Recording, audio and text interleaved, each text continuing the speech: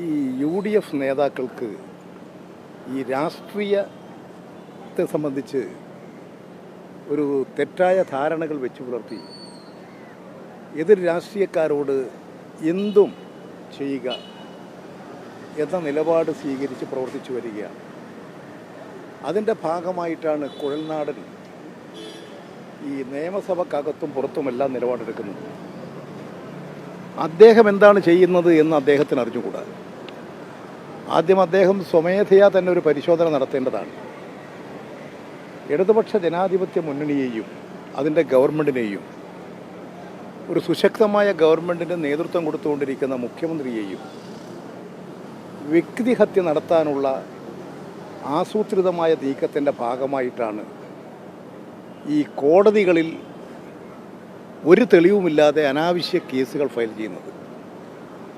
ഇപ്പോൾ ബഹുമാനപ്പെട്ട സുപ്രീം കോടതിക്ക് തന്നെ അത് ബോധ്യമായി.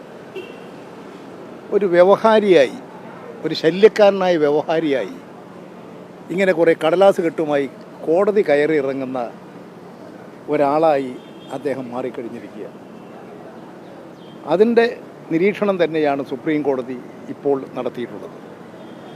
അതുകൊണ്ട് ഇത്തരത്തിലുള്ള വൃത്തികെട്ട പ്രവൃത്തികളിൽ നിന്ന് കോൺഗ്രസ് നേതാക്കൾ മാറി നിൽക്കുകയും കോൺഗ്രസിനെ നന്നാക്കാൻ നോക്കും. കോൺഗ്രസ് ഇപ്പോൾ ആകെ ചളിക്കുണ്ടിലാണ്. ഗ്രൂപ്പുകളായി നയവ്യക്തതയില്ലാതെ ആകെ തമ്മലടിച്ച് നശിച്ചുകൊണ്ടിരിക്കുന്ന ഒരാൾക്കൂട്ടമായി കോൺഗ്രസ് തകർന്നുകൊണ്ടിരിക്കുകയാണ്. ആ കോൺഗ്രസിനെ നന്നാക്കാൻ നോക്കും. അതുകൊണ്ട് അടിസ്ഥാനരഹിതമായ ആരോപണങ്ങൾ ഉന്നയിച്ച് വ്യക്തിഹത്യ നടത്തി ഈ പ്രസ്ഥാനത്തെയും കേരളത്തിലെ ഇടതുപക്ഷ ഗവൺമെൻറ്റിനെയും ദുർബലപ്പെടുത്താൻ കഴിയും എന്നാരും ധരിക്കരുത്. അങ്ങനെ തകർന്നു പോകുന്നതല്ല സുശക്തമായ ഈ ഗവൺമെൻറ്. ജനങ്ങൾക്ക് വാക്ക് കൊടുത്തു പോയി എന്നാണ് പറയുന്നത്. അതെ, ആർക്ക് വാക്ക്? ഏത് ജനങ്ങൾ?